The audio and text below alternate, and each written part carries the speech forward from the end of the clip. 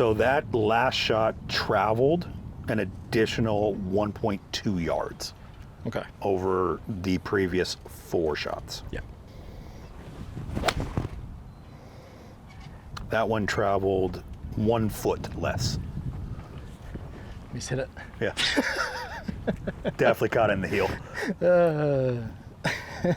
So when it comes to recreational golfers at home, and we say that's a foot and we're laughing about it, but if you find they hit the ball, like you said, reasonably somewhat, we've all got a pattern. What's the average dispersion difference that you would see with a 15 handicapper, or let's say someone who shoots mid-80s, Okay. between a ill-fitting set and just by changing the shafts or maybe the head profile, then usually the benefits that you can gain from doing that is in dispersion, like how close the ball's Yeah, finish. I'll tell you that all fitters have stories where a player comes to them looking for some new irons, Yeah.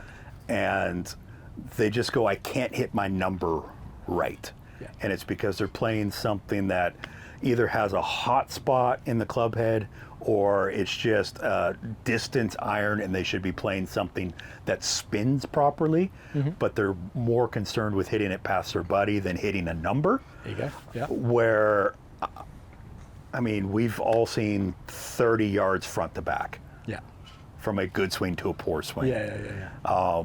Ideally, if we can get a 15 handicap or an 18 handicap, something that is within 1 club, Yeah. that would be considered a success. So a front to back miss of 11, 12 yards would be ideal, because if they make a bad move and they still get away with it and they only lose 10 yards, Yeah. that is a big success. It's a big success. Yeah.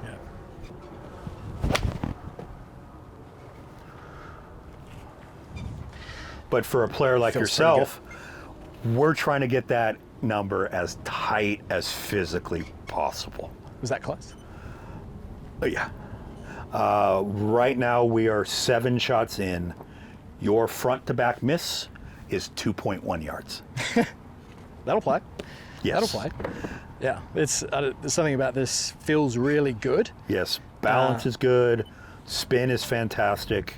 We're plus or minus 138 What are we looking for RPMs. So I think we're really close with that current setup.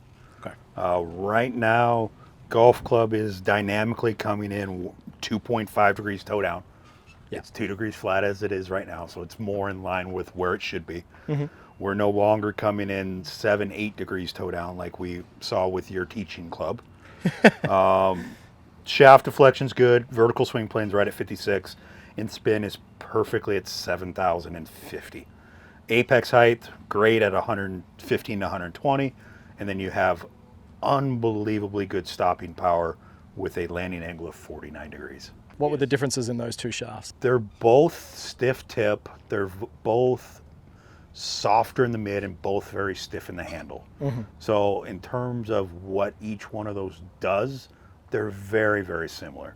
It's just the MMT is graphite with metal mesh in the tip section, so it gives you that stability. Yeah. But it also, I found, is more of a field player enhancer.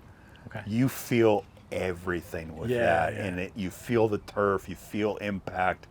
It almost heightens the sentences through impact. Okay. Where sometimes steel can just feel like steel. Where it's hollow, dead, anything like that. That just makes it feel better. In fittings, it's important to create confusion amongst the player. Okay. And what I mean by that is a player will adapt to whatever you give them regardless of skill level. Yeah. You can teach yourself to hit a set of blades. You can teach yourself to hit a set of cavity backs. Yeah. Even if the shaft is wrong, the lie angle's wrong, the length is wrong, the weight is wrong, heck, the CG is wrong. You will train yourself how to hit whatever you have.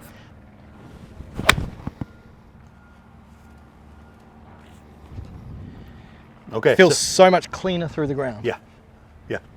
And it is a half a degree higher launch. Not a huge amount. And the spin rate is 150 RPMs less. and the landing angles are much better. It's 115 in the air instead of 110. So it's 5 to 6, potentially 10 feet higher apex height. Now, seeing as most of the time when I play back in Australia and then about to go to Europe, it's windy. Correct. That is actually spinning less than your Spinning current. less, yeah. Yes. Okay. So the added 6 feet or 10 feet of apex height is caused by that additional half a degree of launch, not an increase in spin rate. Okay. If anything, we're seeing a slight decrease in spin rate and a slight increase in launch. Okay. So that's a great reason just to get fit in itself, regardless if you get new clubs. It's just to make sure that yours haven't moved. Yeah, and if the player is playing a forged golf club, and let's call them a weekend warrior, where they go out and play a couple times a month, and they're playing a set of forged irons, I would say every 3 to 6 months, just go get the lies checked, get the lofts checked. It could be as simple as, hey, I've went to the range a couple extra times and I'm hitting off of a mat now, which is going to cause those lies to move quite a bit more, versus, hey, I travel, I play all the time. Those players need far more maintenance when it comes to their golf clubs. Yeah, I need one of you traveling around with me. Yeah, I just need to carry a loft fly machine with me. Yeah. All right, okay. So now that we know that you like the MB with the MMT, let's play around with a couple other club heads. We have our CB, which is our cavity back. And then we also have our King Tour, which is kind of a hybrid iron. The King Tour is an iron that is getting a lot of traction out on tour. It's a forgiving players club where if you miss hit, you don't lose ball speed. Yeah. So this will be our CB, our cavity back. Very similar. It has a little bit more forgiveness packed into it. It's a little thicker top line, and that's mainly so we can do blended sets where we've done sets out on tour where they're playing a King Tour long irons, 4-5, CBs in the 6 and 7, and then 8 through pitching wedge in an MB, including a tour win this year from a non-sponsored golfer. Love that. So I would expect maybe slightly flatter apex height out of this one because impact's going to be slightly higher on the face. Lovely. That was nice. Yeah, apex at 108. So it's really just a little bit more forgiveness with this one here. Correct. This is for the player that has aspirations of playing a full set of blades but just needs just a little bit of help. Typically speaking, that player would do a combo set, or we offer it all the way from 4-iron through gap wedge if that player needs it. That one there felt slightly heely, but I don't think the spin changed on that too much, right? No, still 7,500, still landing angle of 49, still apex at 100. A little bit low on the face, and you're going to get exactly the same result. Feels good. For me, it just comes down to aesthetics. Yeah. Like, to be honest, it feels easier to hit. Yeah. And if for me it wasn't such a looks thing, like I'm so accustomed, for all my last 7-8 sets have always been blades. Yeah. That's what I'm used to. And you have to play with what you like looking at. Yeah. So next we will try our King Tour iron. So this is standard length, 2 degrees flat with the MMT 105TX. In our King Tour. Longer? Correct. It is longer heel to toe. Actually quite like it. Yeah. I think I like it more than the CB. It's a absolutely gorgeous golf club. Looks easy to hit. Incredibly. So spin rate dropped to 68 from 7,000. Apex is still 110. Dynamic loft is now 19 instead of 20 and a half. So I'm starting to think that for me, the best thing is to de-loft my MBs just a degree. Yeah. Because that launch to me looked. Yeah. Much much more forgiving. So So that much. was that low toe shot, That felt so good. That and was a you low still got 136 ball speed, still got 14 launch, spin was 6,800. The carry is a long ways. And this is an interesting point. I was speaking to someone in a golf school last weekend, and you always hear lower spin, more distance is better. And then I think a lot of players neglect the fact that it's a 7-iron for a reason because you've got a 6 after it. Yeah. So what's your opinion on that? So lower spin does get the player more distance, but it can also make the club less playable. So we have a very fine line of how do we produce something that the player can hit it a little bit further, because let's face it, every golfer out there wants a little bit more ball speed, a little bit more juice behind it, but also they need a club that's unbelievably more playable. If a club's more playable, the scores come down because it's the same shot over and over and over again. So as a fitter, I gear myself in more of the instruction side of things, where I just want it to do the same thing over and over again.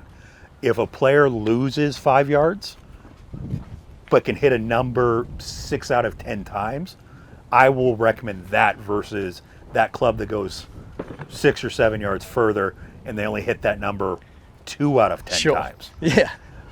Again, it kind of comes back down to that question that fitters or even the person getting fit should ask themselves: what am I looking for out of this golf club? Am I looking for the yardage? Am I looking for a tighter front to back miss? Am I looking just to make dispersion tighter? What is the player actually wanting out of that iron fitting, out of that new set of irons? Once you know that, then the fitting can be geared towards what the player wants and what the player needs. Ask better questions. Yeah. Get better answers. Yeah. Yeah, that's a great tip for players at home. Any other questions you really feel like players should keep in mind when they're going to go get a fit? So detailing maybe what course they play regularly, what are the conditions like? I would tell the player, go into the fitting with an open mind. Because if I told you that you're going to hit King 2 or better, Yeah. and you look down at that golf club, and you're like, I can't. I can't, because guess what? You've played MBs forever. So in your head, you have already made the decision Correct. on what golf club you are leaving with. Yeah. Just open your mind and try everything. Yeah. Because something like this golf club just might shock you. Because right now, it's 1.1 yards apart. Yeah. We went from 2.3 to 1.1. Yeah. Damn that ego. And play the ugliest club you can stand to look at. Yeah. Because it's amazing what changing just that for you, that club's just a little longer heel to toe, which makes it look a lot different. But now we have a spin differential of 148 RPMs on 5 shots. It actually feels like it's easier to go at as well. Yeah. The numbers are saying, carrot, pick that, pick that, pick that. Yeah. Just doesn't look like a blade, Brandon. Oh, I know. Oh, I know. I got to stop hitting this, otherwise I'm going to change my mind. It's really good, right? That's too good. Okay.